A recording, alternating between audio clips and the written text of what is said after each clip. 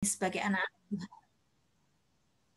Kami bukan hanya mengerti, tetapi kami boleh menjadi pelaku firman-Mu. Tuhan, kami berdoa buat mereka yang masih dalam proses untuk bergabung, Tuhan berkati mereka. Kami berdoa untuk setiap peralatan yang kami pakai, biarlah Tuhan Engkau berkati supaya kondisi internet boleh dalam keadaan yang stabil, kami boleh mengikuti dengan baik. Dan terutama kami menyerahkan hamba-Mu, Pendeta Sandi, yang akan menyampaikan kebenaran firman Tuhan pada malam hari ini. Tuhan berkati apa yang sudah dipersiapkan oleh hikmat Tuhan. Biarlah perkataannya Engkau pakai menjadi alat untuk menyampaikan kebenaran firman-Mu. Alat untuk menyampaikan isi hati Tuhan kepada setiap kami. Tuhan berkati hamba-Mu, Tuhan berkati setiap kami. Biarlah Tuhan, oleh karena Allah Roh Kudus yang memimpin kami boleh merasakan sukacita, kami boleh mendapatkan kekuatan baru untuk menjadi pelaku-pelaku firman Tuhan. Dalam nama Tuhan kami, Yesus Kristus, kami serahkan waktu-waktu ke depan ini. Amin. Ya, sekali lagi, saya mengajak kita untuk menaikkan pujian ini, bila kau tak besertaku, ku tidak mau berjalan. Ini mengingatkan firman Tuhan dari Keluaran 33, ketika Tuhan mengatakan kepada dan kita percaya bahwa ada kekuatan yang selalu tepat. Malam. Ada kekuatan yang selalu tepat pada waktunya menolong kita. Mari kita berdoa. Bapa di dalam surga, di tengah-tengah berita yang mungkin membuat kami menjadi kembali cemas karena situasi, kondisi di Surabaya yang beberapa hari ini meningkat angka penyebaran COVID-19.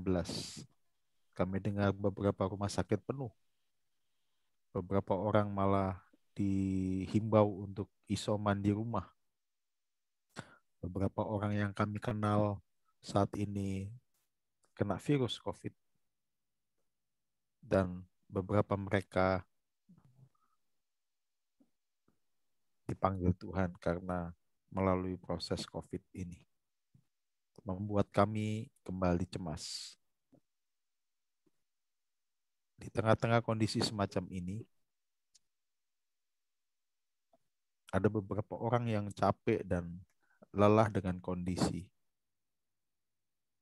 Karena urusan COVID ini bukan hanya berkaitan dengan penyakit, tapi juga berkaitan dengan hal-hal yang lain. Pekerjaan, masa depan, komunikasi, relasi. Dan kami melihat ada beberapa orang yang traumatik jika keadaan pandemik tahun lalu itu kembali berulang dan pun tetap terus sama sampai dengan sekarang.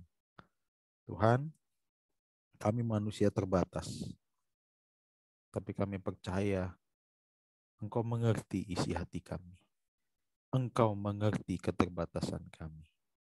Dan kami percaya malam hari ini ketika kami ada di dalam ruang ini bersama dengan komunitas dan saudara seiman kami, ada sesuatu yang mau Tuhan nyatakan melalui sharing, berbagi hidup, dan juga dasar firman Tuhan. Maka berbicaralah kepada kami ya Tuhan, jamah hati kami, kuatkan dan teguhkan kami. Dalam nama Tuhan Yesus kami berdoa. Amin. Saudara-saudara sekalian, saya mau share screen ya, PowerPoint.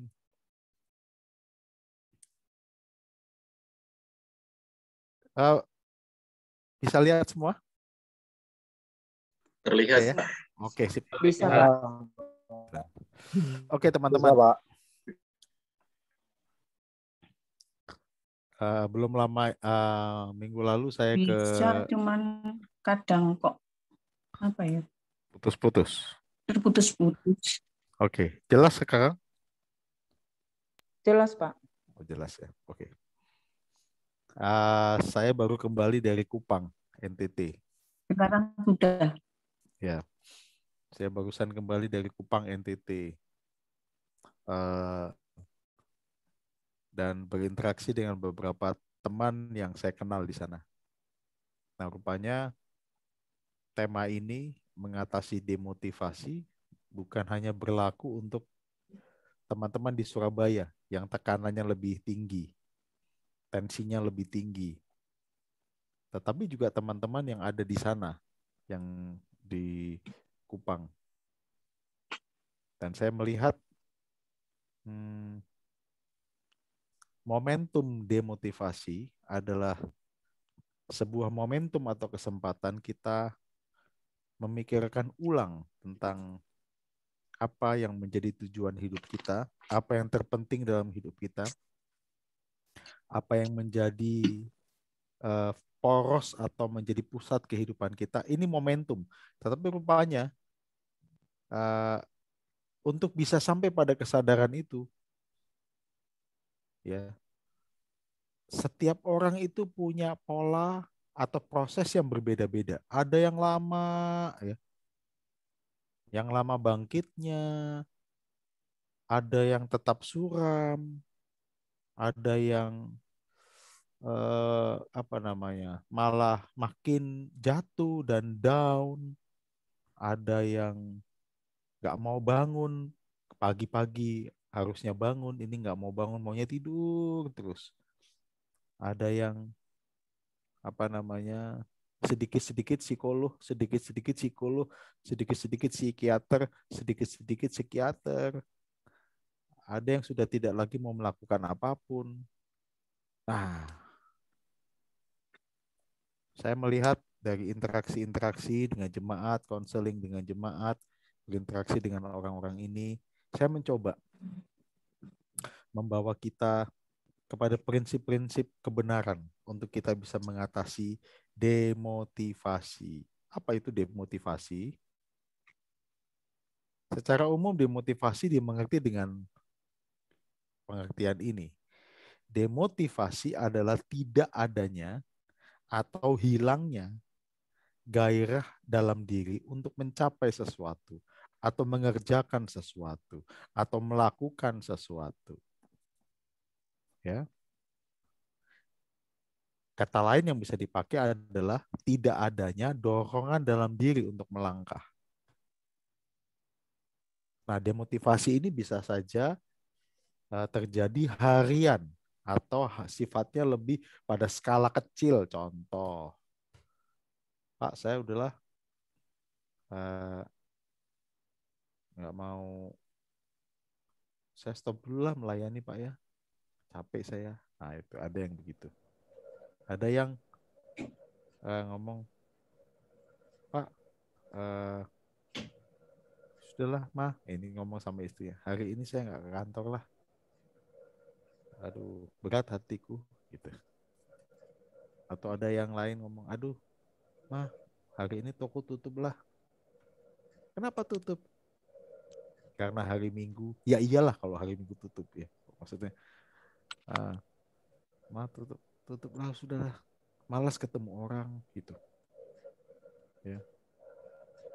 Terus tapi nggak ada ya suami yang di sini, mah kamu pergi ke mall lah, ini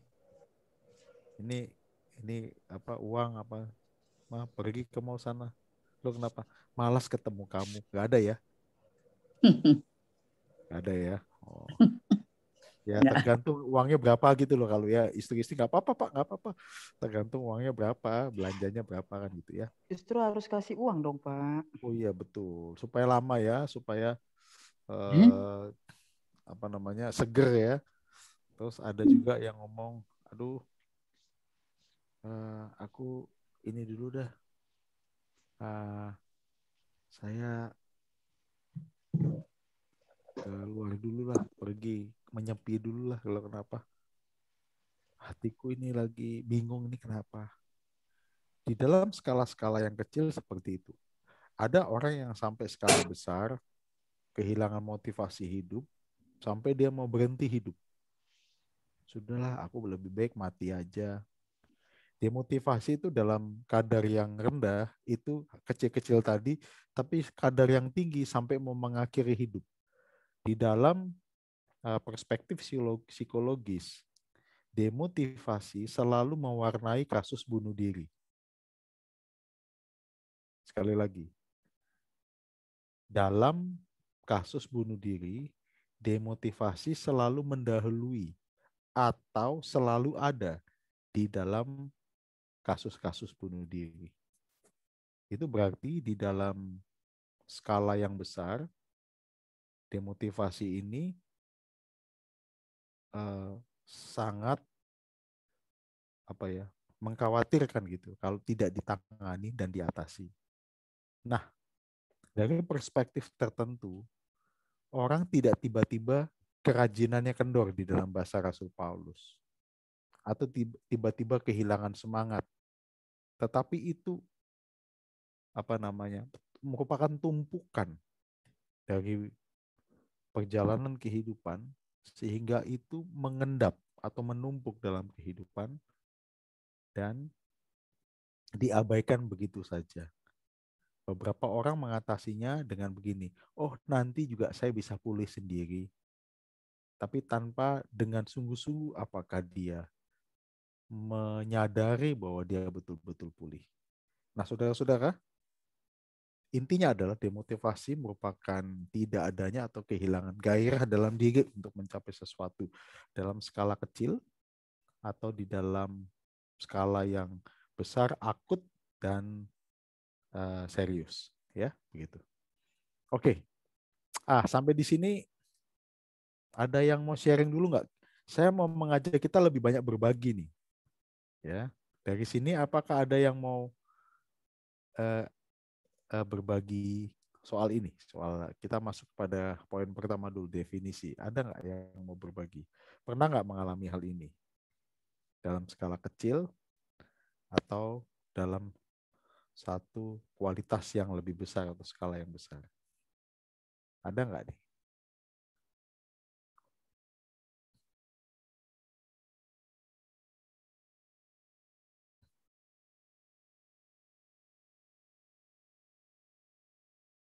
Nggak ada ya? Wah, luar biasa jemaat Wiyung. Haleluya ya. Haleluya ya.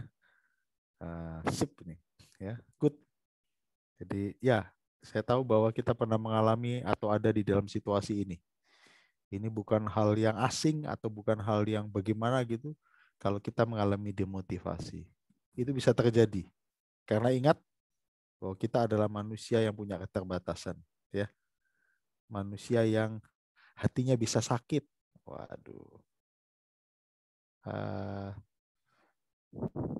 Siapa ini? Kalau tidak ada boleh saya, Pak. Oh, Miss Minlan.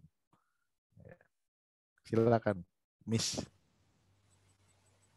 Iya Pak, saya waktu dengar tema demotivasi itu kan kebalikan dari orang yang punya motivasi begitu ya. Ya. Kalau seperti hilang gairah dalam diri untuk melakukan sesuatu, kadang-kadang malas, itu ya pasti pernah dan bisa sering.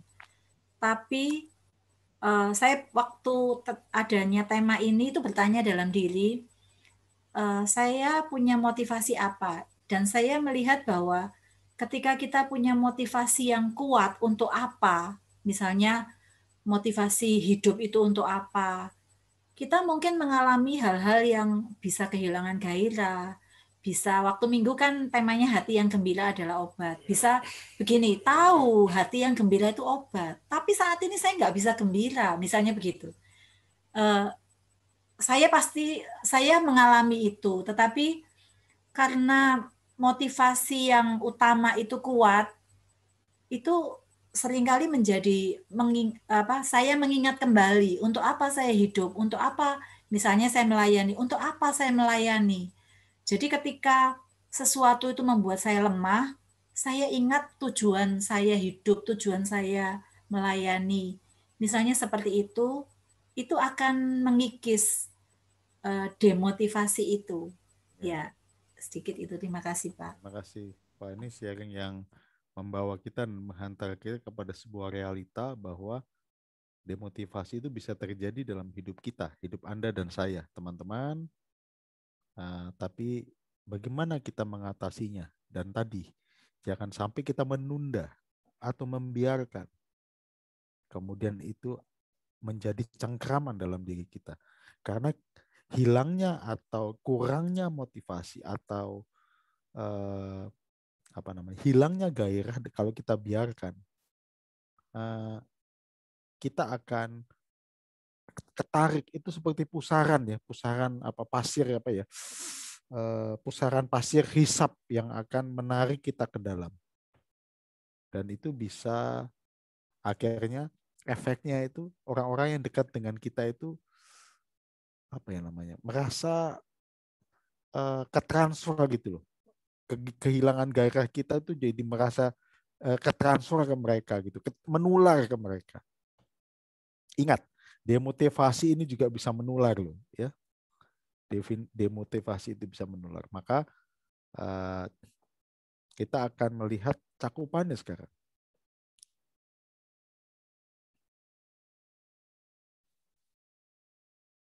Yang pertama-tama itu banyak orang sharing sama saya kehilangan motivasi, demotivasi di dalam pekerjaan, dalam bekerja. Aduh, malas lagi berangkat kantor. Aduh, kehilangan semangat dalam bekerja. Aduh, tidak tahu harus apa nih bekerja. Aduh, gitu. Ya. Sudah kehilangan arah. Tidak punya gairah lagi dalam bekerja. Yang kedua, dalam berumah tangga nih. Saya sudah malas ngomong sama istri saya, Pak. Sudahlah. Rasanya, saya pernah ketemu sama satu, rasanya pernikahan saya itu malapetaka, Pak. Wah, kaget saya. Aduh, Pak, rasanya rumah tangga ini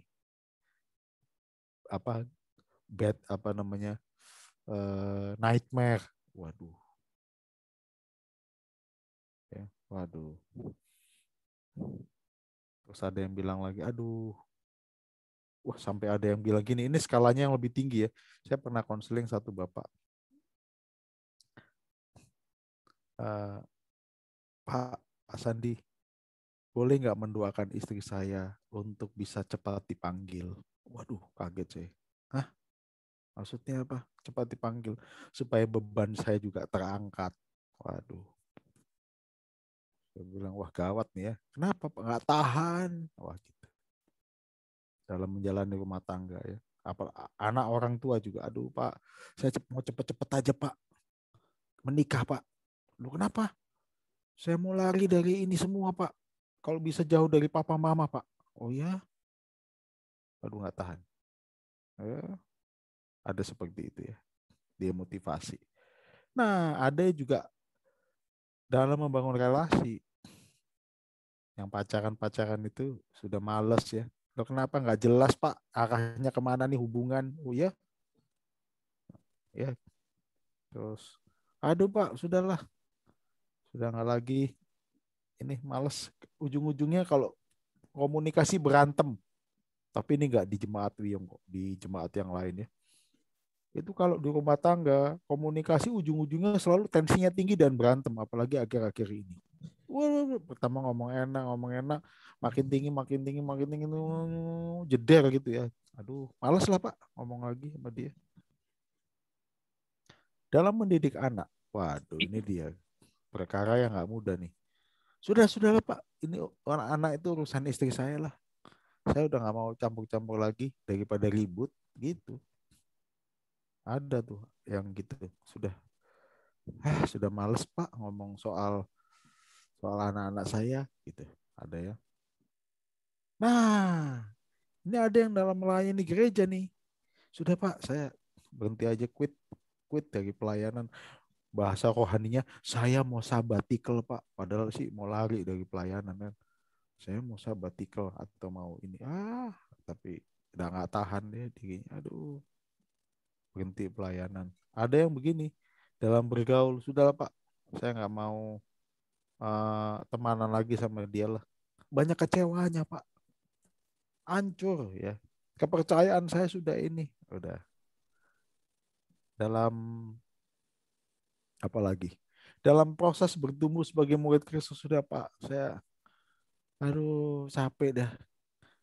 Ada masalah bertubi-tubi terus datang. Sampai saya lelah, Pak. Ini kapan habisnya ini masalah ini? Masa orang Kristen begini terus gitu. Ada yang begitu, teman-teman. Dan ada yang mungkin ini cakupan ya, bahwa demotivasi itu bisa ada di semua dimensi atau cakupan hidup. Ini bisa terjadi pada saudara dan pada saya. Ya. Kalau saya mungkin dalam area pendeta ya, teman-teman ada yang ngomong, aduh Pak, kapan ya emeritus ya? Hah? Saya tanya. Nunggu emeritus nggak lama lagi emeritus gitu. Oh ya, ada beberapa. Saya ini ditugaskan sama SW itu untuk konseling nih beberapa pendeta yang mau quit itu ya. Saya nggak tahu dikasih tugas kayak begini ya. Sudah saya terima nih penugasan. Ya, nggak lama lagi saya emeritus kok Pak. Oh gitu. Jadi ada bisa terjadi kepada siapapun, kapanpun, dimanapun ya teman-teman. Nah, saya mau tanya faktor penyebabnya nih apa nih? Kira-kira boleh bertanya apa faktor penyebab orang kehilangan gairah? Ayo, satu. Nanti yang menjawab dikasih voucher sama Pak Dani Nobret. Oke, ada. Ada yang mau kasih pandangan. Kenapa seseorang bisa kehilangan gairah atau motivasi atau dorongan dalam hidupnya? Satu. Silakan. Nanti ada voucher 50.000 dari 730 kalau buka. Ya, kalau buka. Kalau buka. Masalahnya posisinya masih tutup, Pak. Oke. Ayo. Teman-teman, coba kita menggali diri kita atau pengalaman atau apa yang pernah kita lihat. Apa? Satu gelas kopi, boleh. Ya.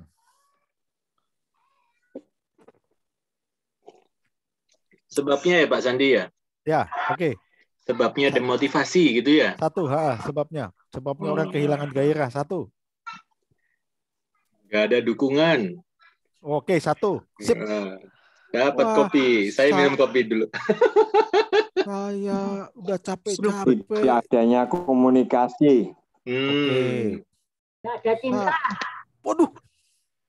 Gak ada cinta, to the point. Gak ada cinta ya, aduh. Merasa sepi. Sepi ya, sendirian, betul. Kayaknya aku nggak punya support. Nggak ada yang dukung aku. Apa? Jadi tersinggung saya Pak Sandi karena sepi. Oh gitu. Waduh, itu. Loh, tapi kan ada anak-anak Ibu. Iya, itu ngomong sama Bu Sunarsi tuh. Bu Sari bilang, wah. Oke, yang lain. Kenapa orang bisa ngalami kehilangan gairah? Fokus dan tujuannya mengacu pada diri sendiri. Orangnya mengandalkan Tuhan. Fokus padanya mengacu pada diri sendiri. Oke, Immanuel. Orangnya mengandalkan Tuhan dalam hidup. Betul, kurang mengandalkan Tuhan, mengandalkan diri sendiri ya. Disuruh percaya sama Tuhan, malah percaya sama manusia ya. Kecewa terus ya. Oke, yang lain. Jenuh, bisa keluar-keluar Pak. Apa? Jenuh, nggak bisa. Waduh, ya betul Bu, jenuh. Saya nih jenuh Pak, gini terus apa sih nih? Kok gini terus nggak ada pembaharuan, nggak ada kenaikan, gini terus nggak ada yang baru gitu, jenuh. Ada yang lain? Tidak ada promosi Pak, promosi kerja.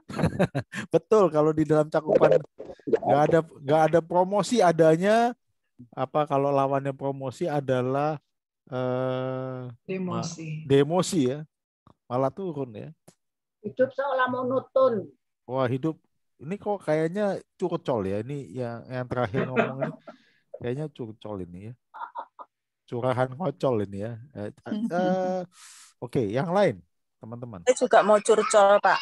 Oke. Kehilangan pasangan. Kehilangan pasangan. Ya.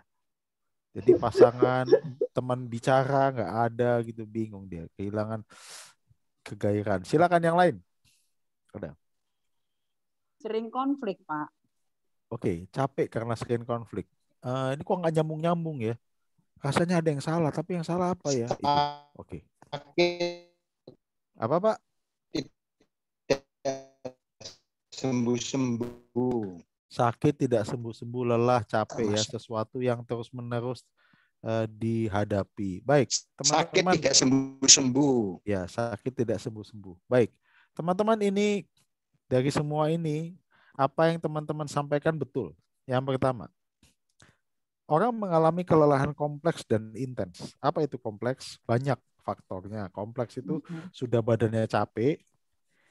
Kayak gini, di kantor lelah, pikirannya capek, badan capek, pikiran capek, hati capek.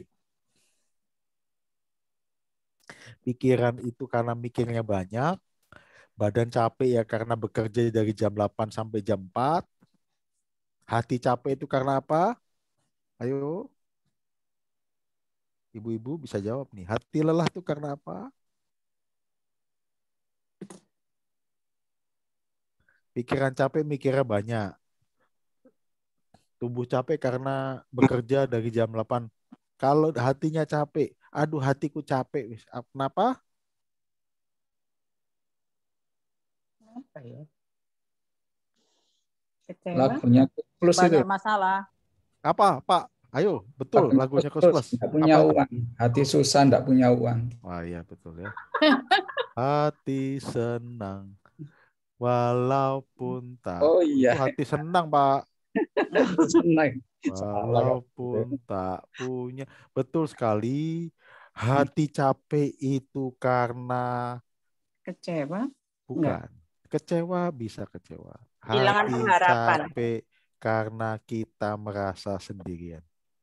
Oh, tapi aku enggak ya, Pak. Ya, makanya nggak usah capek, Bu. Karena nggak sendirian. Saya enggak, Pak Sandi, walaupun sendiri. Enggak, lain antara sepi dan merasa sendirian, itu lain. Oh, gitu ya. Ya. Jadi bisa saja sepi tapi bukan sendirian. Ya. Iya, memang betul. Kompleks itu intens. Intens itu saya sebut dengan intens itu terus menerus. Jadi setelah banyak pikiran, banyak mikir, bekerja terus tanpa istirahat, kita menghadapi dan menanggungnya sendirian, itu terus menerus. Itu bisa menyebabkan kita kehilangan demotivasi. Yang kedua, nah, reward dirasa tidak sesuai dengan upaya dan pengorbanan yang diberikan. Di dalam poin kedua ini, seringkali tanpa disadari, ketika kita melakukan sesuatu, ada tuntutan sesuatu dari diri kita untuk kita mendapatkan reward. Nah, pada saat kita tidak mendapatkan itu, kecewalah kita. Ya, reward tidak dirasa sesuai dengan upaya dan pengorbanan. Reward ini bukan hanya bicara tentang uang. Ya, seorang bapak mungkin kepada istrinya rewardnya bukan uang, tapi apa? Tapi pengakuan. Dia kerja terus, istrinya tidak pernah mengakui, tapi malah nuntut terus gitu. Sebaliknya, istri rewardnya mungkin bukan uang, tapi perhatian. Tidak sesuai dengan upaya dan pengorbanan yang diberikan. Yang ketiga, ini minim apresiasi. Tinggi tuntutan, minim apresiasi, downlah hidupnya. Banyak orang membutuhkan apresiasi yang tulus, bukan hanya untuk membual, tapi tulus. Karena manusia memang membutuhkan perhatian dan membutuhkan apresiasi, harus diakui. Tapi minim apresiasi, tuntutannya tinggi. Berat ini. Akhirnya orang itu ingin sepertinya melarikan diri kita.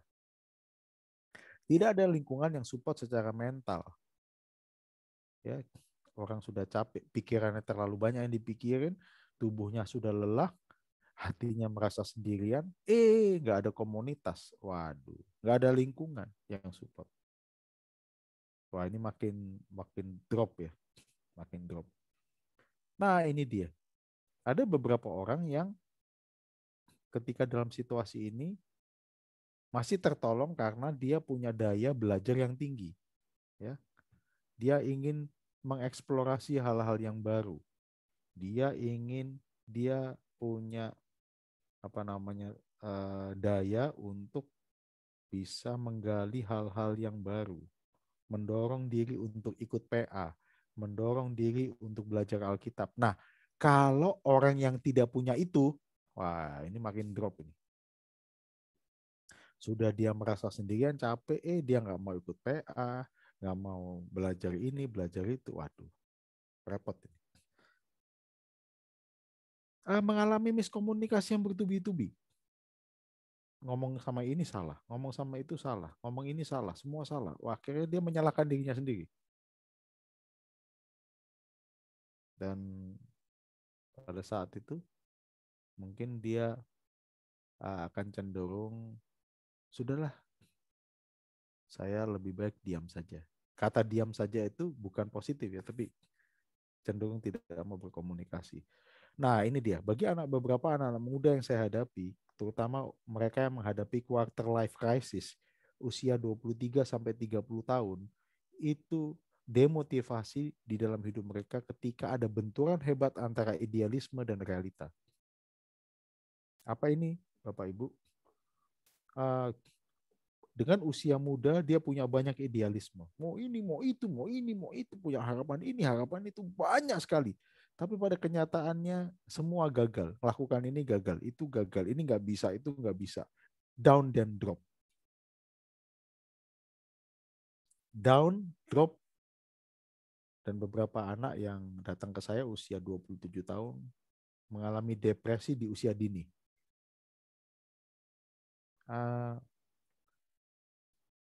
Idealisme dan realita ini sebenarnya harus ditata ya. Karena idealisme yang makin tinggi berhadapan dengan kenyataan yang ada, jarak antara idealisme dan realita makin jauh, itu akan makin menekan. Makanya bagaimana bisa mengatasi dan mengelola idealisme ketika dia berhadapan dengan kenyataan. Nah, ini benturan ini bagi anak-anak pemuda ini luar biasa. Nah, ini ganjalan masalah lalu yang belum selesai.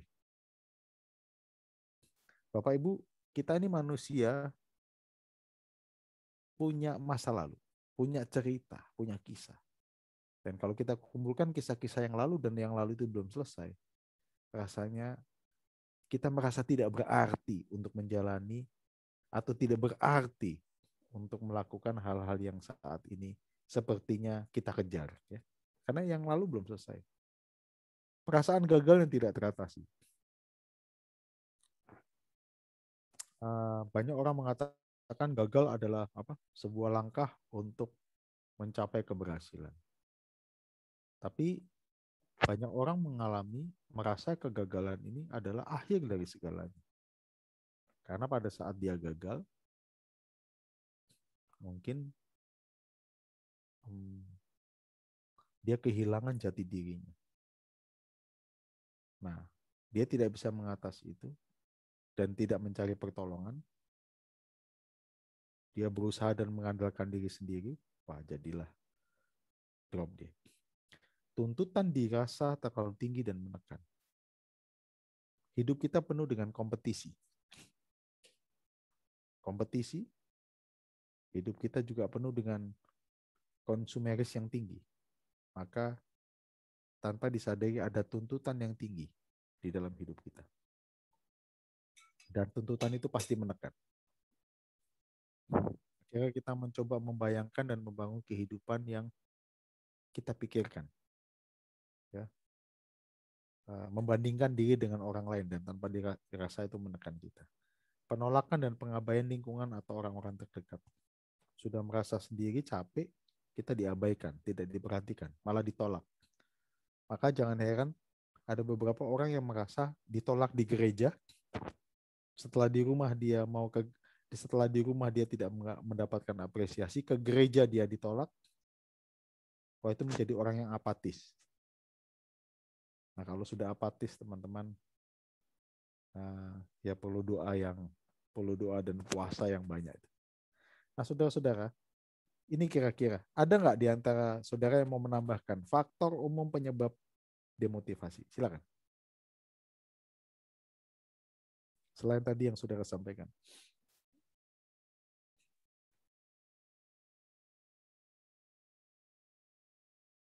Nah, pertanyaannya begini. Waduh. Rasanya ini kok berat, Pak ya.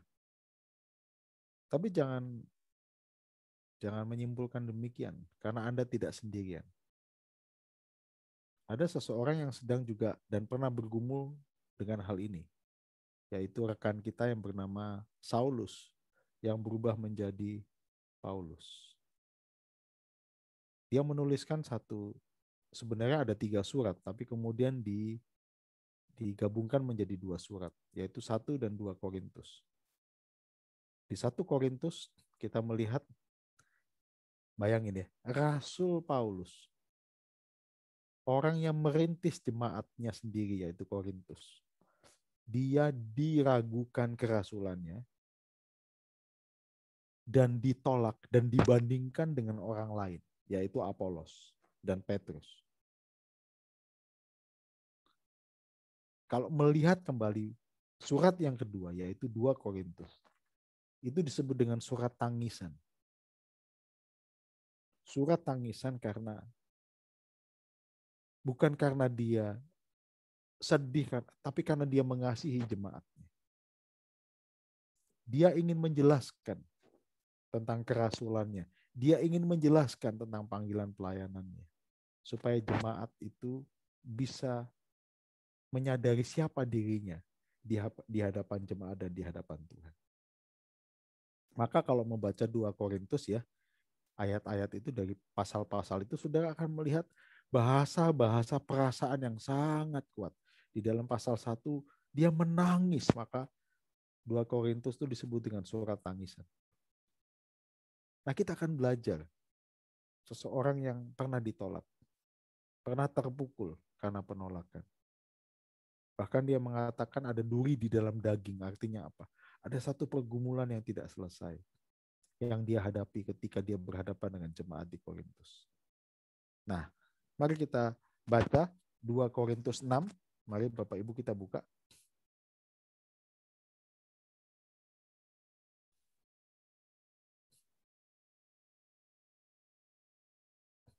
Dua Korintus 6 ayat 1 sampai 10.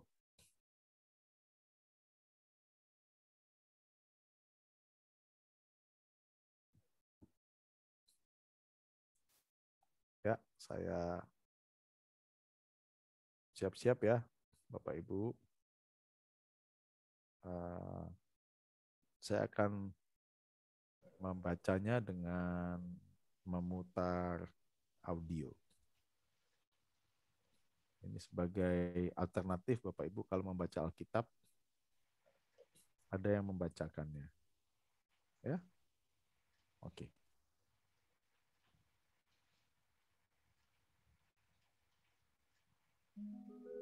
Dengar suaranya? Saya mau sebagai teman sekerja. Oke, Pak. Ya? Oke, Pak. Oke, sip. Saya akan putarkan. Sebagai teman-teman sekerja, kami menasihatkan kamu supaya kamu jangan membuat menjadi sia-sia kasih karunia Allah yang telah kamu terima. Sebab Allah berfirman, pada waktu aku berkenan, aku akan mendengarkan engkau. Dan pada hari aku menyelamatkan, aku akan menolong engkau. Sesungguhnya, waktu ini adalah waktu perkenanan itu. Sesungguhnya, hari ini adalah hari penyelamatan itu. Dalam hal apapun, kami tidak memberi sebab orang tersandung, supaya pelayanan kami jangan sampai dicela.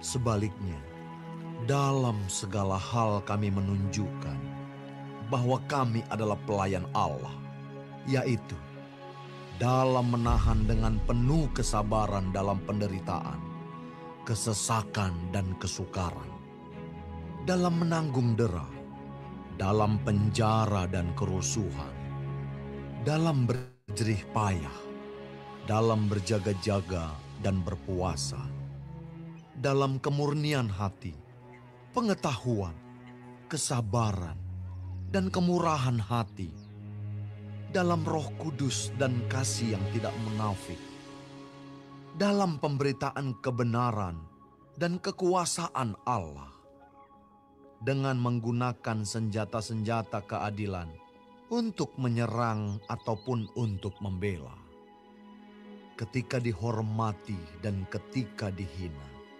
ketika diumpat atau ketika dipuji, ketika dianggap sebagai penipu namun dipercayai, sebagai orang yang tidak dikenal namun terkenal, sebagai orang yang nyaris mati dan sungguh kami hidup, sebagai orang yang dihajar namun tidak mati, sebagai orang berduka cita namun senantiasa bersuka cita, sebagai orang miskin namun memperkaya banyak orang. Baik, kita baca lagi satu ayat di dalam 2 Korintus pasal 4.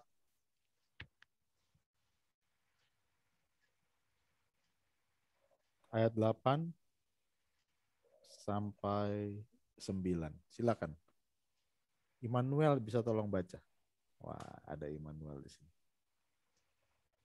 Immanuel bisa tolong baca. Iya, Pak. Ya. 2 Korintus 4 ayat 8 dan 9. Sambil kita dulu, Pak ya. Ya.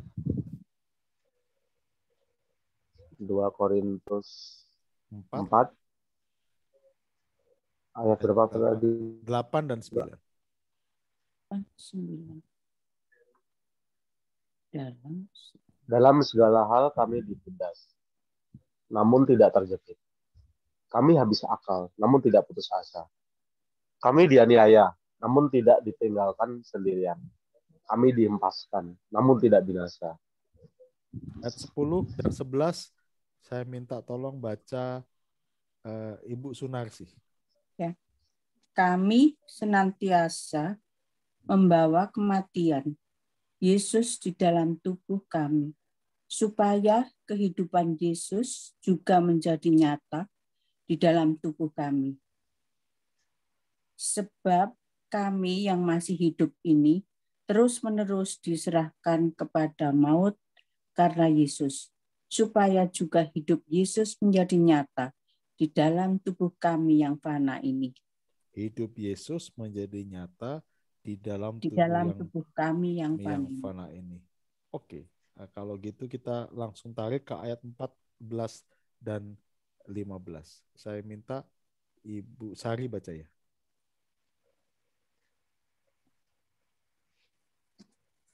Ibu Sari. 14 dan 15.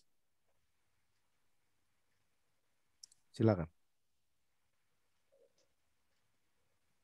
Ayat 14, karena kami tahu bahwa ayat 14, karena kami tahu bahwa yang telah membangkitkan Tuhan Yesus akan menghadapkan kami bersama-sama dengan kamu kepada dirinya. Ayat 15, sebab semuanya itu terjadi oleh karena kamu, supaya kasih semakin banyaknya orang yang menjadi percaya, menyebabkan semakin melimpahnya ucapan syukur bagi kemuliaan Allah. Amin. Ayat 16, saya minta tolong Melva membacanya. Ayat 16. Sebab itu kami tidak tawar hati, tetapi meskipun manusia lahiriah kami semakin merosot, namun manusia batiniah kami dibaharui dari sehari ke sehari. Manusia batiniah diperbaharui sehari demi sehari. Nah, dari dua bagian ini, pengalaman Rasul Paulus, saya mau sharekan demotivasi bisa terjadi dalam kehidupan kita. Seperti yang tadi saya catat di awal ya. Tapi bagaimana kita mengatasinya? Kita belajar dari Rasul Paulus ya. Ada 3 hal yang mungkin saya mau kerucutkan bagaimana cara kita mengatasi demotivasi. Ya. Teman-teman, sebelum itu saya mau share lagi ini bahwa Rasul Paulus melihat manusia bisa mengalami kemerosotan. Nah, bahasa dia kemerosotan manusiawi. Dan itu wajar. Tapi biarlah manusia batiniah kita jangan sampai merosot. Tapi kita makin kuat. Bagaimana caranya? Karena hidup kita ini berakar pada kasih karunia. Maka Rasul Paulus di dalam 2 Korintus pasal 6 mengingatkan kita, orang-orang yang pengikut Kristus, kamu ini bisa kehilangan motivasi nih. Kamu bisa kehilangan kekuatan, kamu bisa kadang-kadang mau mundur, tapi jangan sampai kamu jauh dari kasih karunia. Artinya, jangan sampai kamu lupa atau tidak menyadari kasih karunia Allah yang memperbaharui batinmu hari demi hari. Maka di sini pentingnya untuk kita terus menyadari kasih karunia Allah dalam hidup kita. Mengucap syukur. Hati yang gembira adalah obat, tapi semangat yang patah apa? Tulang. Mengeringkan tulang. Hati yang gembira. Hati yang gembira karena apa? Karena kita tahu bahwa Tuhan tidak pernah berhenti menyatakan kasih karunia-Nya. Ini penting sekali bagi orang-orang percaya. Ya, beberapa orang melakukan terapi-terapi yang lain, ada meditasi lah, ada gini dan gitu. Tapi sebagai orang yang percaya pada Kristus, yang kita perlu lakukan adalah mengingat kembali kasih karunia keselamatan, mengingat kasih karunia kehidupan yang Tuhan berikan, mengingat kasih karunia penyertaan, dan itu menggairahkan kita kembali. Untuk apa kita hidup? Untuk siapa kita hidup? Dengan siapa kita hidup? Itu menggairahkan kita. Jadi sebelum kita bertanya, apa tujuan kita? Kita patut bertanya, dengan siapa kita hidup? Dan untuk siapa kita hidup? Banyak orang bilang, Pak, tujuan hidupmu apa sih? Tujuan. Saudara, jangan terlalu pusing dengan tujuan hidup. Pusinglah dengan ini. Untuk apa engkau hidup? Untuk siapa engkau hidup? Jangan engkau bicara gini, kalau untuk apa engkau hidup pusing. Tapi kalau engkau tahu, untuk siapa engkau hidup untuk Yesus, titik. Tadi Rasul Paulus menekankan, hidup Yesus yang menghidupkan kita. Nah, itu dia. Banyak orang kehilangan motivasi itu karena tidak tahu untuk siapa dia hidup. Nyari terus ya, ikut seminar ini, ikut training ini tentang tujuan hidup, nggak ketemu-ketemu, bingung dia. Kok banyak, Pak? Ya karena jelas, karena apa? Yang paling penting dalam kehidupan anak Tuhan, murid-murid Kristus adalah untuk siapa engkau hidup. Bukan untuk dirimu sendiri, tapi untuk Dia yang menciptakan, menyelamatkan. Maka Efesus pasal 2 ayat 10, ingat ya. 8 dan 9 bicara tentang kasih karunia. 10 bicara tentang apa? Karena itu engkau diciptakan di dalam Yesus untuk melakukan perbuatan-perbuatan yang telah dipersiapkan sebelumnya. Dan Dia mau supaya engkau hidup di dalamnya. Itu jelas. Jadi teman-teman, poin pertama yang penting untuk kita sadari di sini adalah kita harus sadar untuk siapa kita hidup. Untuk siapa? Untuk Tuhan yang menyelamatkan kita. Bentuknya gimana, Pak, kalau untuk Tuhan? Kalau untuk Tuhan, sekali lagi, kalau kita adalah hidup untuk Tuhan, maka kita melakukan semua kebenaran berdasarkan Tuhan. Tuh, gimana caranya? Bekerja dengan benar. Ya. Berumah tangga dengan benar. Ya. Merencanakan dengan benar. Sesuai dengan itu hidup untuk siapa? Yaitu untuk Tuhan. Kalau kita memikirkan hanya kepentingan kita, kepentingan manusia, berarti kita jauh dari hidup untuk Tuhan. Nah, penting sekali Bapak Ibu, saudara-saudara, apapun profesi kita, ingat kita ini hidup untuk siapa? Yaitu untuk Tuhan. Nah, itu penting sekali ya, teman-teman. Sebagai dasar, kalau ada orang bilang, waduh Pak Sandi ini kok anti mainstream ya. Banyak orang nggak mikir gitu ya, karena itu orang duniawi. Kita ini bukan orang-orang duniawi, kita orang batiniah yang sudah diselamatkan oleh Tuhan. Hidup Anda dan saya adalah untuk Kristus. Namun aku hidup, tapi bukan aku sendiri yang hidup, tapi Kristus yang hidup di dalam aku. Galatia pasal 2 ayat 20. Ya. Oke. Nah, teman-teman, bahaya terbesar dari demotivasi bukanlah kehilangan motivasi, tapi berubah motivasinya jadi tidak benar. Nah, ini bahaya nih. Contohnya dulu menikah, melayani Tuhan dengan melayani suami. Tapi karena suami mencekno, jadi sudahlah, gak usah layani lagi. Sekarang bukan tunduk tapi tanduk. Waduh. Nah, di satu pihak istrinya menanduk, bukan menundukkan diri, tapi menandukkan diri. Di satu pihak yang lain, suaminya bukan mengasihi, tapi menguasai. Terjadilah peperangan yang tidak pernah selesai.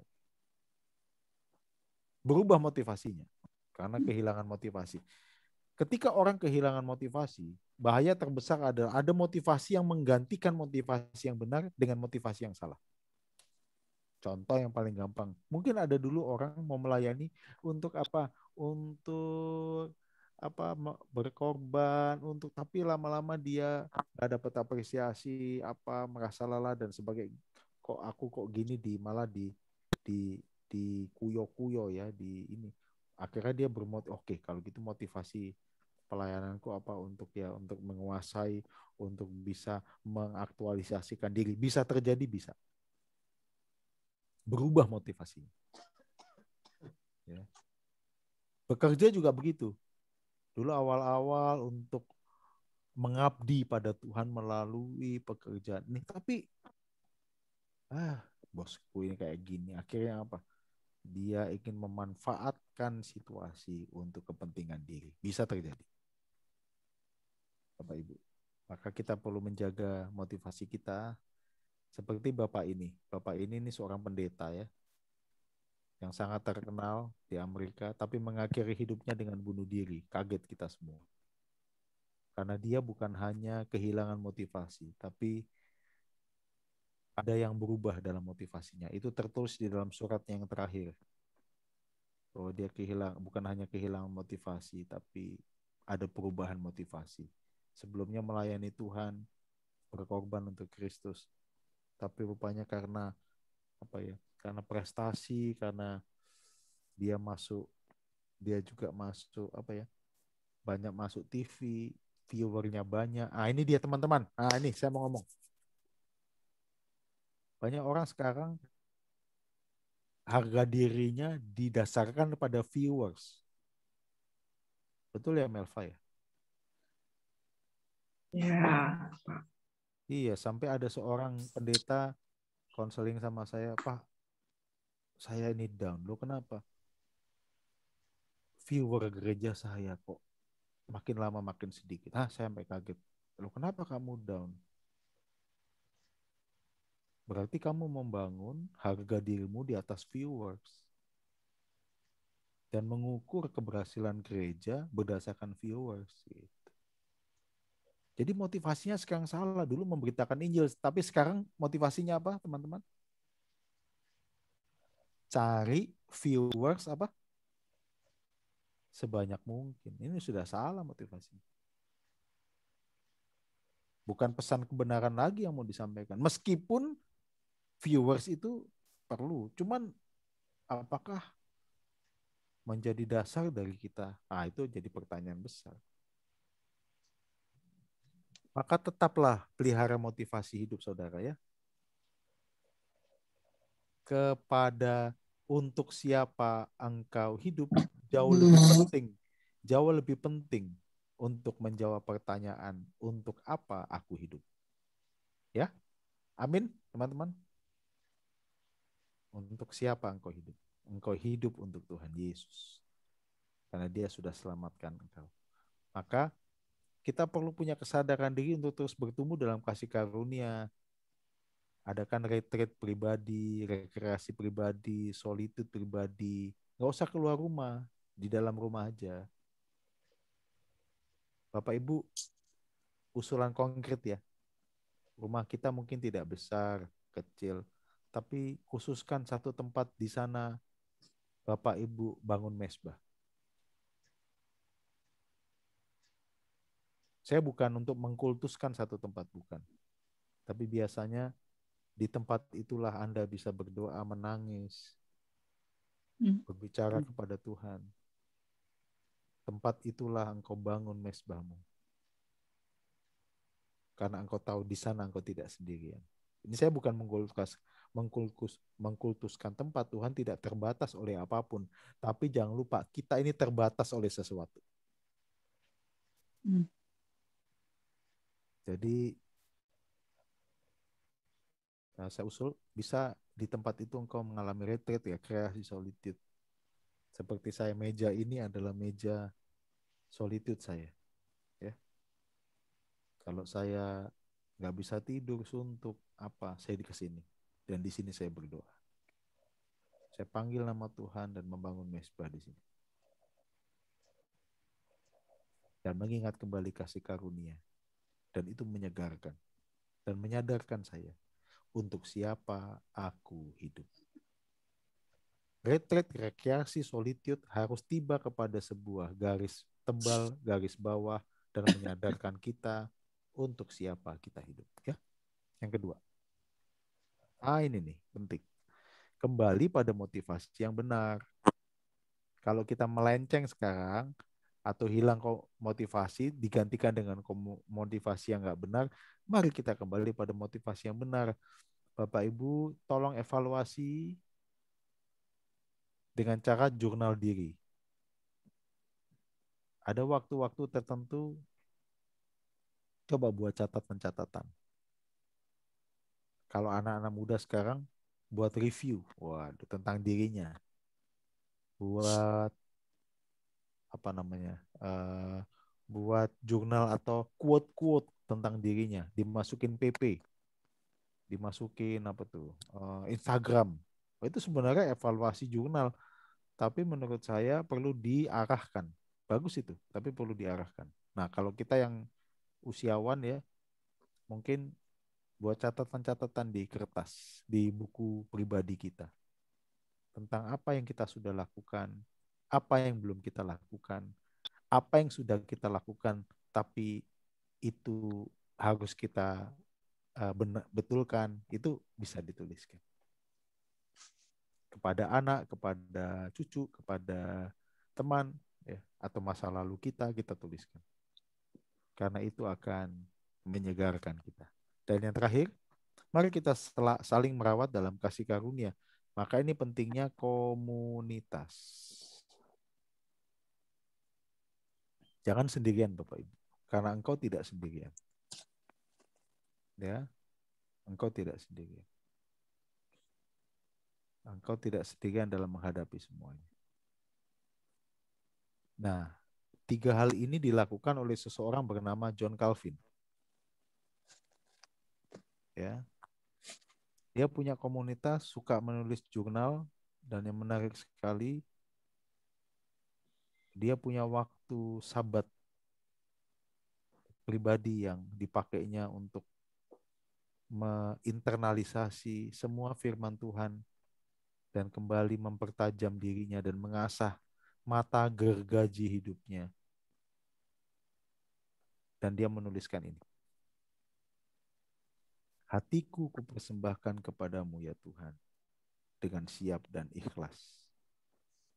Ketika dia mempersembahkan hidupnya kepada Tuhan, maka Tuhan akan mengasah, membenahi, memperbaiki, membetulkan, dan dia yang akan selalu menyembuhkan. Saya sampai di sini dulu. Silakan kita berinteraksi. Nanti di akhir dari sesi ini saya mau mengajak satu lagu untuk kita nyanyikan bersama. Oke, silakan Pak Dani. Ya, terima kasih Pak Sandi. Ya, mari Bapak Ibu kita boleh berinteraksi, bertanya jawab secara langsung. Silahkan jika ada yang ingin ditanyakan, masih bergumul, silakan disampaikan. Dimulai dengan siapa?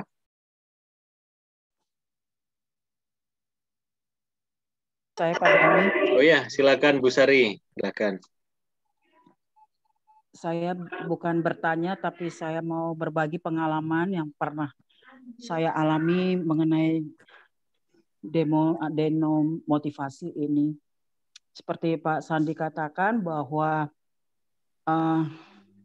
demotivasi ini bisa menyerang siapa aja, sekalipun itu hamba Tuhan. Dan saya pernah mengalami itu. Bukan sekali, 2 kali. Tapi secara pribadi saya harus cepat untuk mengatasi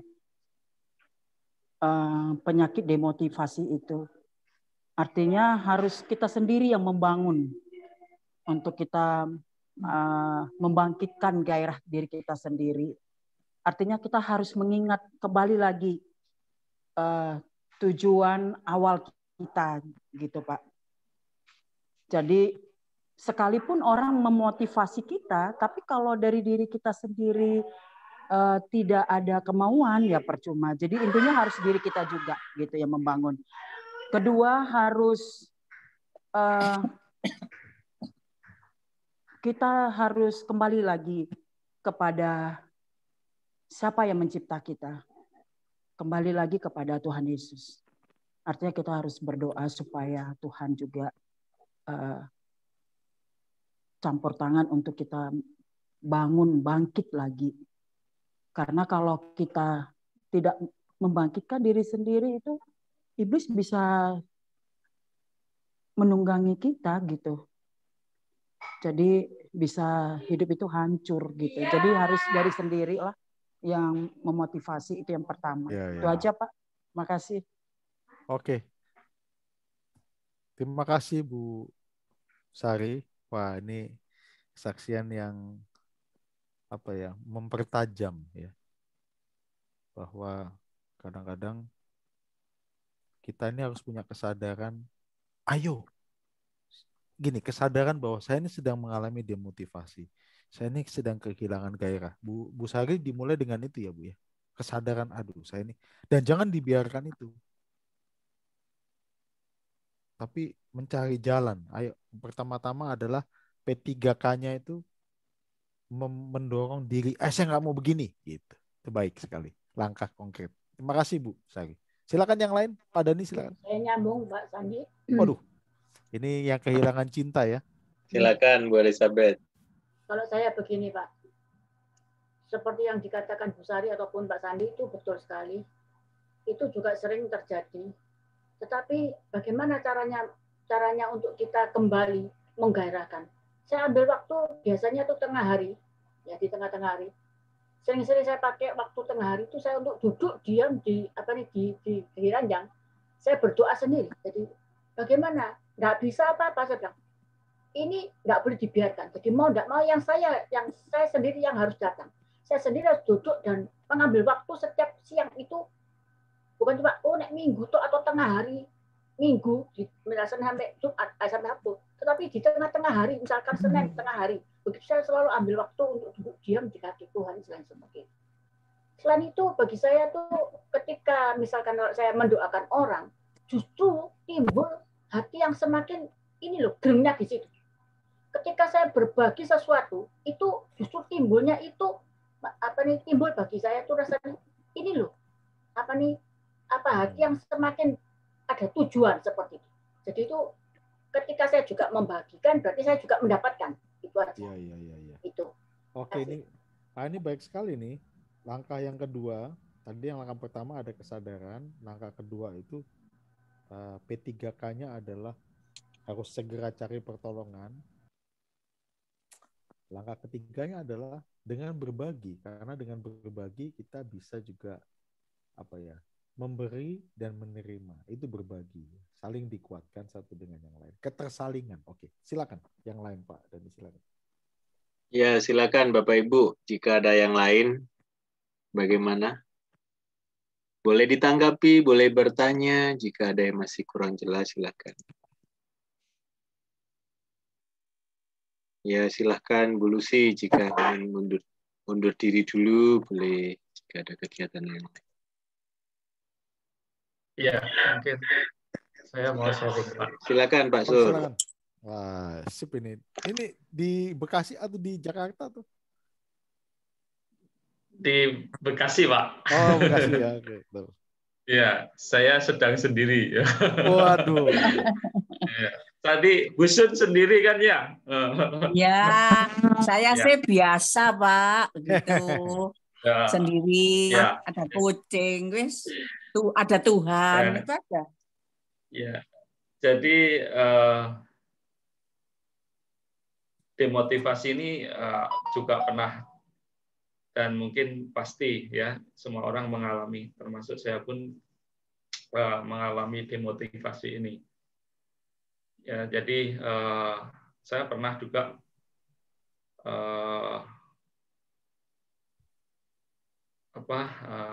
menjadi sekretaris ya di gereja, juga ikut juga dalam pelayanan. Hal seperti itu juga ya namanya juga banyak masing-masing jemaat mempunyai pola pikir, pendapat yang berbeda-beda ya. Jadi friksi, gesekan itu pasti ada. Nah, di saat saya lelah ya, akhirnya mau undur dalam suatu pelayanan. Nah, yang menguatkan saya adalah satu medan peperangannya itu adalah di pikiran kita. Kita harus memang menguasai pikiran kita. Itu yang pertama. Yang kedua, untuk kita dapat berdoa. Dan yang ketiga, apapun yang kita lakukan, bukan untuk jadi perbuatan yang kita lakukan memang harus totalitas ya, segenap hati. Dan itu untuk Tuhan dan bukan untuk manusia. Itu yang melandasi kamu harus hidupmu harus bermakna untuk orang lain. Ya, kita kan hidup singkat. Iya kan? Kita juga lahir pun tanpa membawa apa-apa, pulang pun juga tidak akan membawa apa-apa ya. Jadi dalam proses ini ya saya coba menyadari bahwa kita harus memberikan yang terbaik. Dan saya sempat salah dalam memikirkan untuk hari esok. Jadi saya enjoy your life aja lah.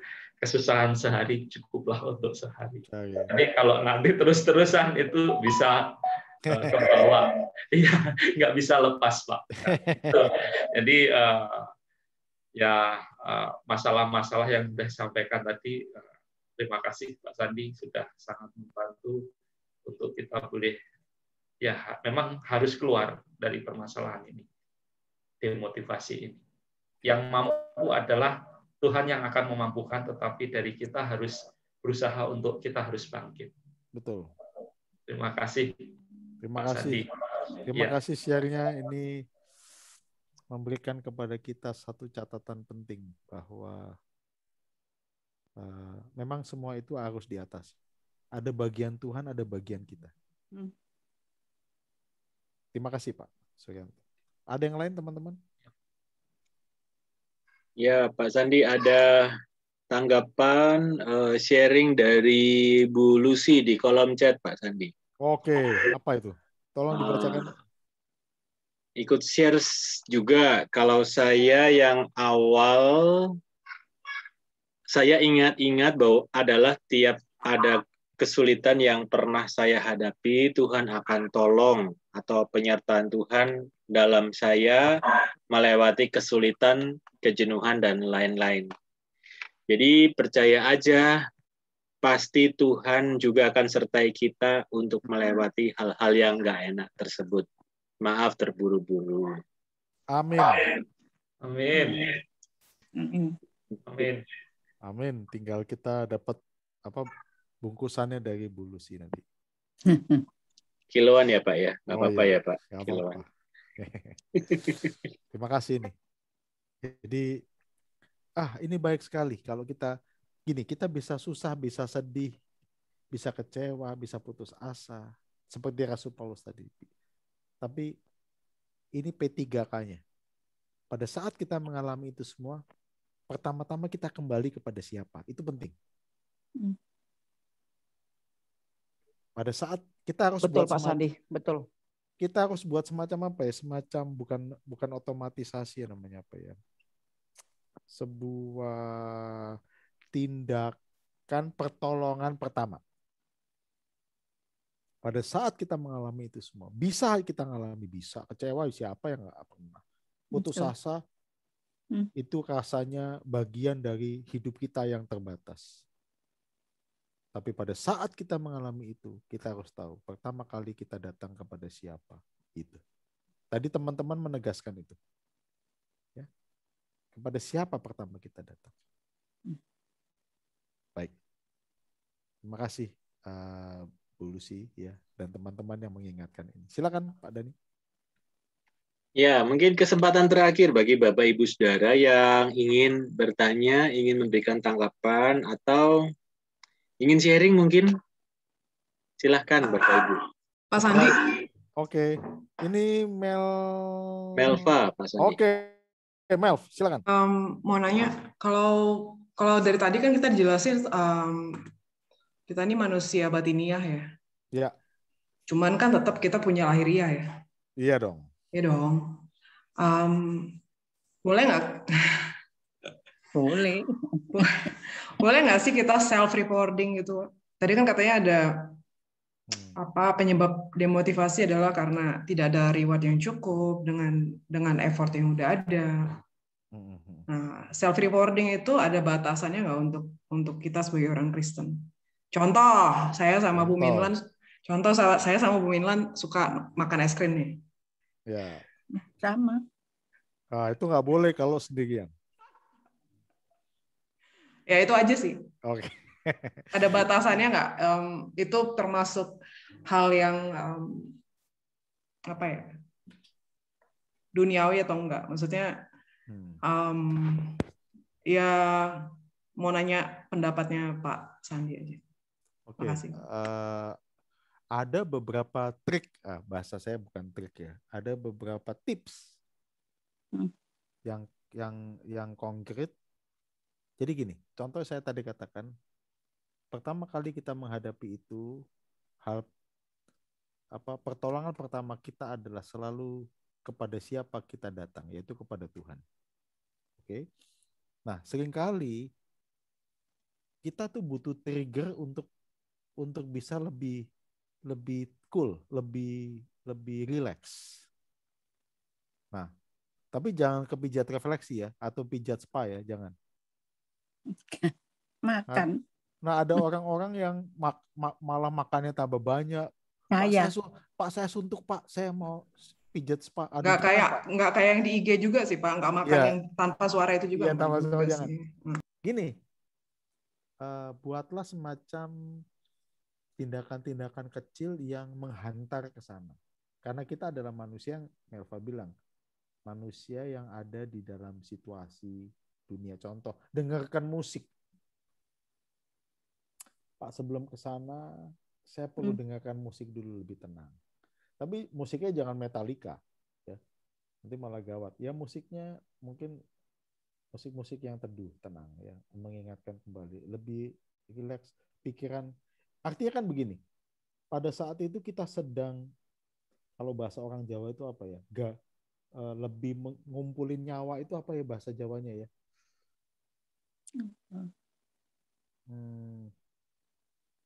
Ketika kita putus asa, kita tuh lagi nggak bek itu nggak utuh gitu loh. Nah, kita membuat supaya pikiran kita utuh. Nah, hal-hal kayak gitu, makan es krim, kita lebih relax kan. Makan es, tapi jangan satu baskom ya, Mel.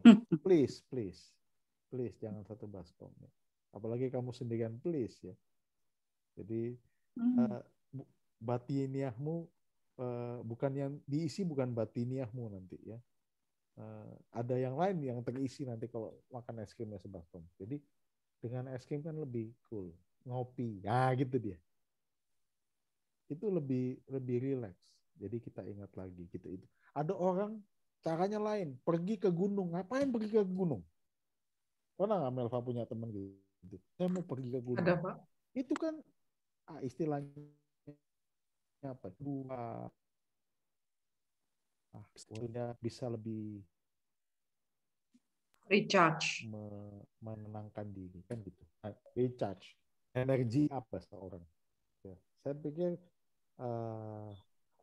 ada beberapa tips dan apa namanya yang orang tahu untuk lakukan. Saya pikir nggak apa-apa. Ya, oke. Atau orang yang berenang.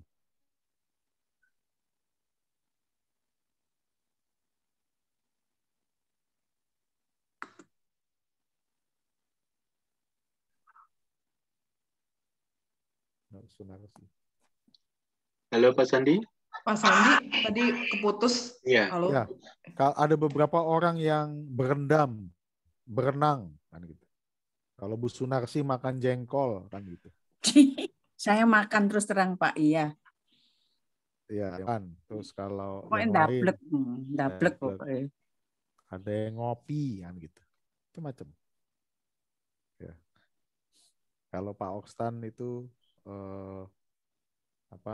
mungkin makan rica-rica kan gitu. Jadi ingat lagi kampung halaman mungkin saja. Yang pedes ya. Pedes gitu. Sampai sadar gitu, sampai kesetrum semua kan makan rica. Nah, gitu. Terima kasih Pak. Oke. Ada yang lain?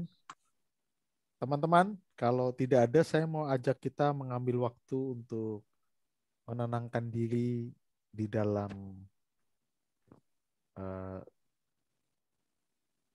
sebuah pujian yang mungkin bisa membawa kita untuk mengingat siapa yang ada bersama dengan kita di tengah badai hidup. Bolehkah, Pak Dani?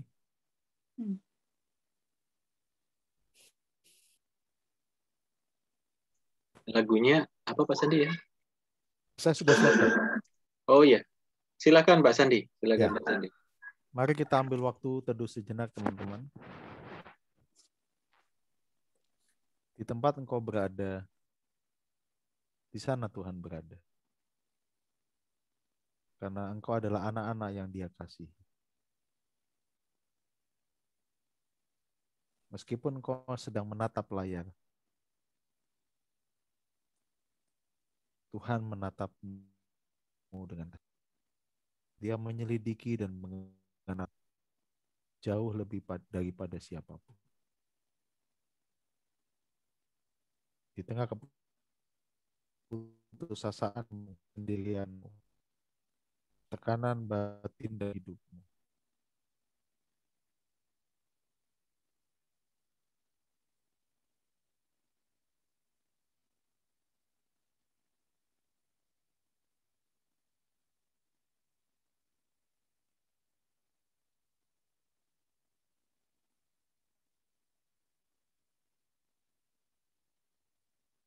saat ini. Maka saya ajak kita untuk memuji Tuhan. Pujian ini.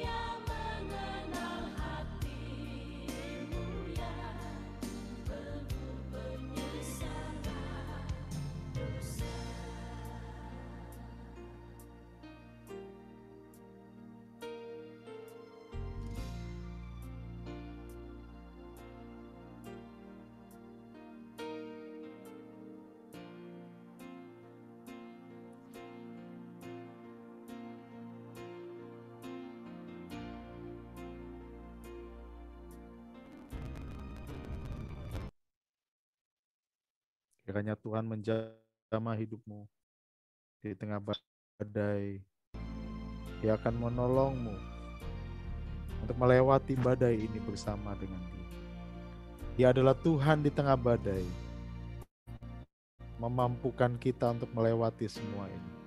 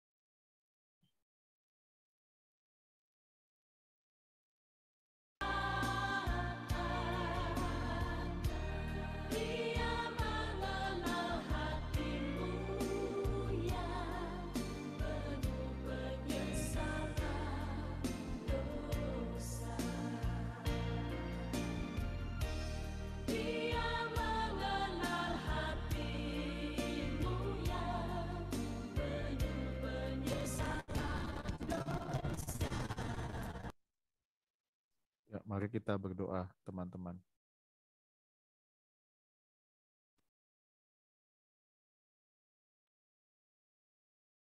Tuhan,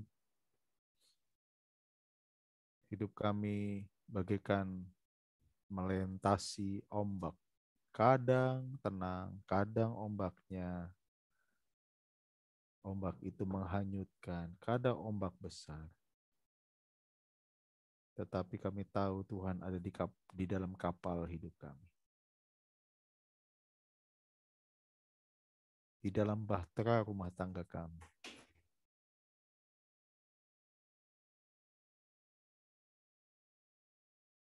Kami berdoa Tuhan,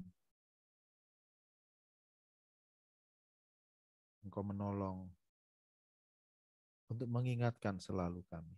Pada saat kami putus asa, kecewa, letih, lesu, kehilangan semangat, mengalami demotivasi.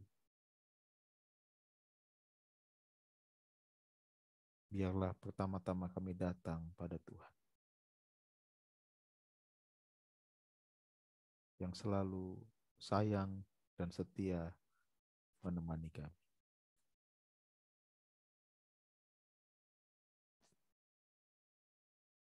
Kami mau mengakhiri malam ini mendoakan beberapa saudara yang sakit, terutama mereka yang ada dalam pergumulan kena COVID. Tuhan, berkati dan sembuhkan dan pulihkan. Kami sebut nama Ibu Lolita, ponaan Ibu Lolita Riko, dan istrinya yang kena COVID. Tuhan jamah dan sembuhkan. Untuk setiap kami, Tuhan jaga kesehatan kami.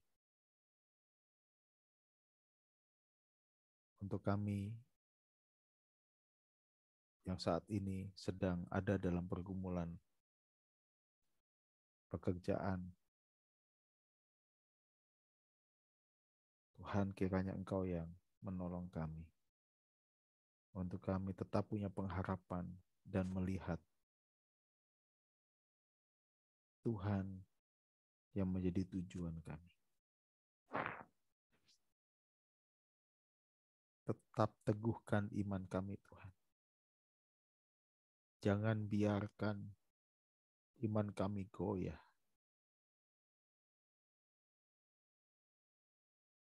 Dan tolong kami untuk bisa membuang hal-hal di dalam diri kami, kebencian, luka yang mengganggu terus hidup kami. Biarlah di dalam heningnya malam ini, heningnya hidup ini, kami bisa menyadari bahwa Engkau menemani dan memulihkan hati kami. Saudara, saya mau mengajak kita kembali menyanyi satu pujian terakhir, ya. Lagu ini lagu sederhana, mungkin lagu lama di PKJ, ya. Kita nyanyikan lagu ini.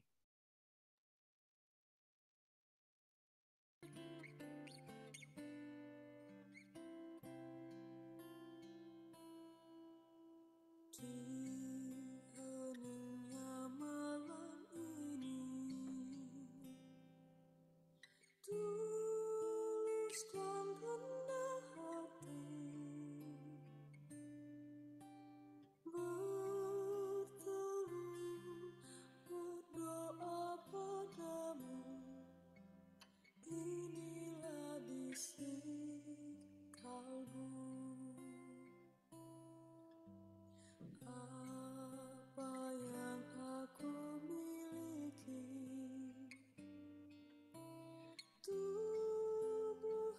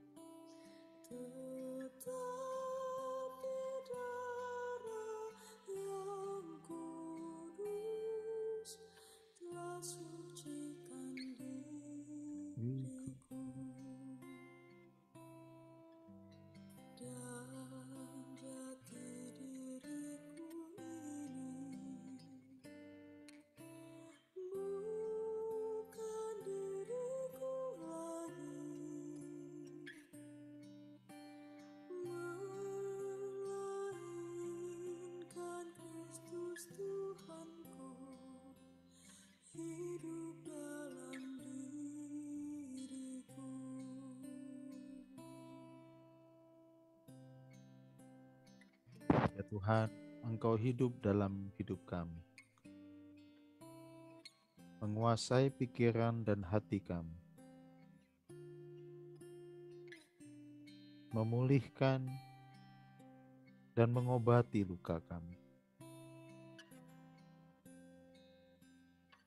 mengampuni dan membersihkan dosa kami.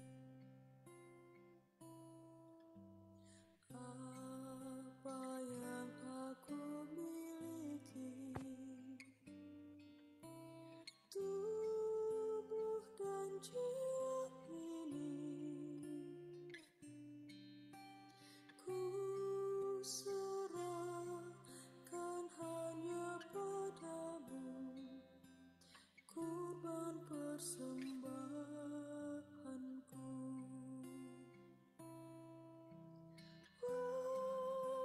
Aku berdosa, ternoda,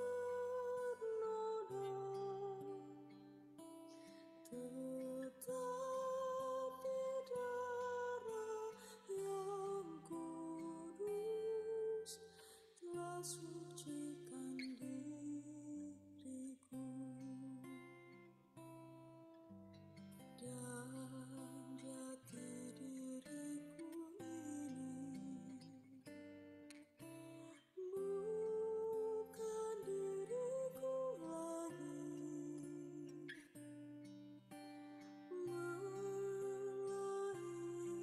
melainkan Kristus Tuhanku hidup dalam diriku.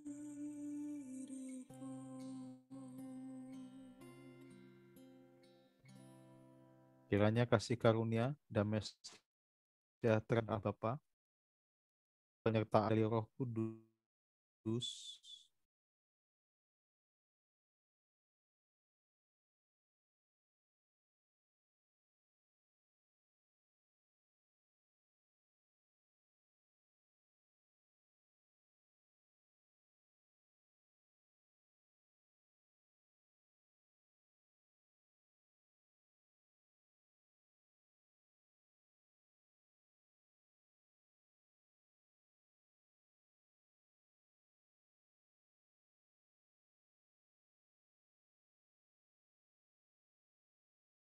Suaranya hilang.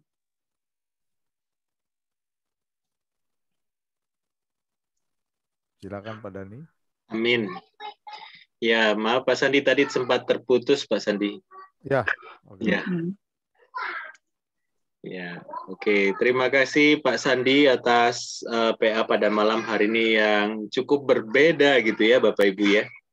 Di tengah suasana Surabaya yang lembab hari ini, hujan-hujan ya. Ya, hujan. Iya, Jombang hujan deras ini juga. Oh ya, di Jombang hujan deras juga ya. Ya. Di sini hujan dulu. Ini sudah stop. Iya, di tengah Surabaya yang panas kita bisa merasakan hujan. Terima kasih kehadiran pada malam hari ini. Terima kasih Bapak Ibu yang sudah berpikir.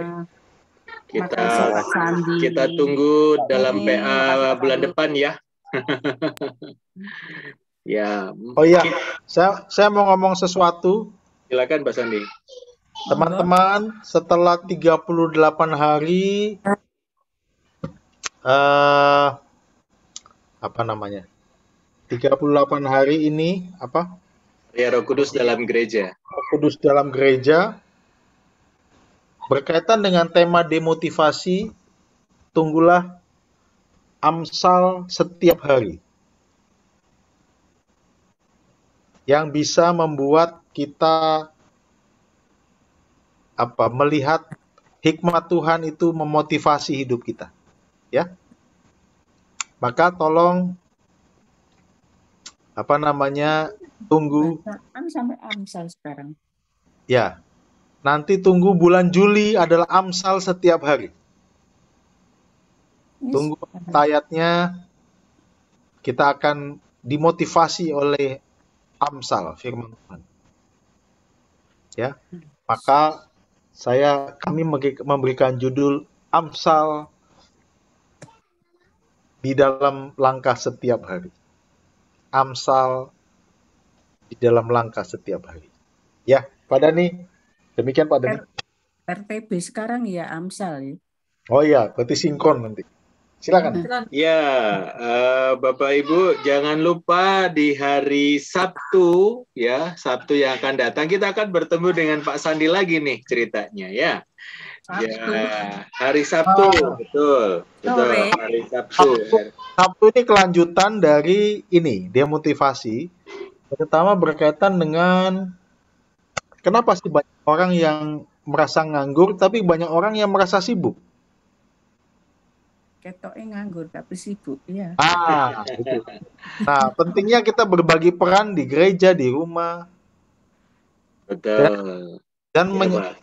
Dan membagi peran itu harus juga dengan kesadaran dari diri kita. Itu aja teasernya. Iya. Mengatasi ketidakseimbangan peran ya Bapak Ibu hari Sabtu nanti. Nah, gimana tuh ceritanya? Tunggu Sabtu ya. Hari Sabtu jam berapa? Jam 6. Jam 6 sore. Oke, ya. Ya, kita akan berfoto bersama Bapak Ibu. Mohon menyalakan video sejenak, kita akan berfoto.